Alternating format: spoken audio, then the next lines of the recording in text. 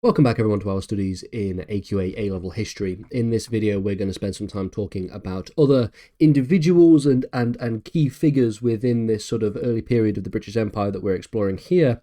Early in the sense of our specification, not necessarily early in terms of its history.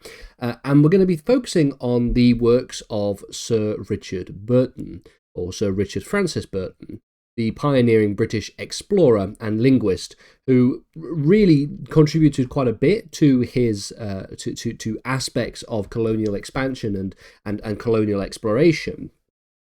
Beginning first with his African expeditions and the quest for the source of the River Nile. So in 1857, Burton embarked on a funded expedition funded by the Royal Geographical Society to explore the interior of Eastern Africa.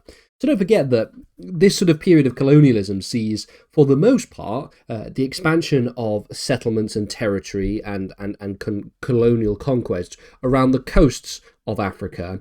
And it's only really as we start getting into the period that we're studying here that we start to see people start to explore deeper and deeper in the actual continent of Africa. Because, of course, it's quite dangerous. It's quite a treacherous journey. Even today it's quite dangerous at places to try and just go off and explore in the wilderness. And so back then it was even worse. Now, Burton was accompanied by John Hanning, who was another individual who gained popularity and fame in terms of being a clear explorer. And they traversed the coastal regions and in February 1858 became the first Europeans, to witness Lake Tanganyika, which was, of course, obviously very, very important, given the fact that we're seeing these new explorers getting deeper and deeper into parts of the African continent.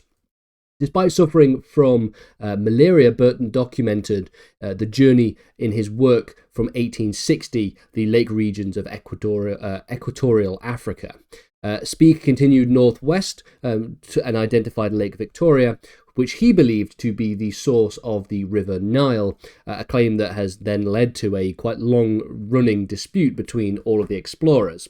One of the sort of important aspects or important elements of this period of colonial history and this period of renewed and expanded interest in Africa was trying to find the source of the River Nile. Of course, there are probably multiple sources of the River Nile, and so suggesting that Lake Victoria is the only source is of course a spurious claim. But there was a lot of debates and discussions about where the true source of the River Nile lay. Between 1861 and 1871, though, that sort of 10-year period, he started work doing a lot more diplomatic services. In 1861, he married Isabel Arundel, and soon after he was appointed the British consul to Ferdinand Powell, that is now part of Bioko Island. His tenure was characterized by his efforts to essentially try and mediate various different religious communities, including Christian communities, Muslim communities, and Jewish communities. But his tenure as the consul was cut slightly short due to the fact that there were rising political tensions, and he also had quite unorthodox methods in trying to associate and trying to essentially bring together and mediate various different colonial factions. In terms of his scholarly work, then, he was quite prolific. He would be known for translating and publishing several very important works. So, for example, between 1885 and 1888, he would translate and publish the Book of the Thousand Nights and a Night. He would, in 1883, publish the Kama Sutra, and in 1886, he would publish The Perfumed Garden.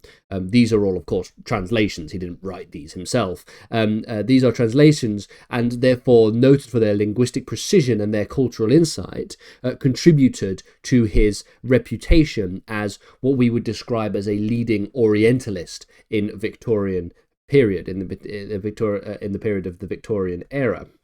So this is really why he was quite influential and quite important in terms of not necessarily all of his all of his sort of actual expeditionary work, although he did quite a bit of expeditionary work in the sort of 1850s, but also for his diplomatic work and, more importantly, his fame deriving from his translation work.